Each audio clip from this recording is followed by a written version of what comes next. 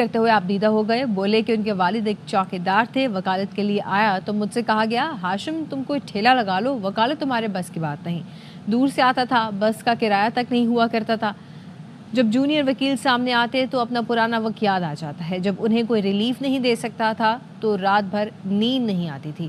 سابق chief justice Balochistan high court justice Hashim Kakar نے گزشتہ روز سپریم کورٹ کے جج کا حلف اٹھایا ہے. ٹینیور میں الفن کہتا ہوں, میں نے کسی کے ساتھ زیادتی نہیں کی. میری بیٹیاں میرے دل کے بہت قریب ہے, میرے جونیئر میرے دل کے بہت قریب ہے. میں چوکیدار کا بیٹھا ہوں.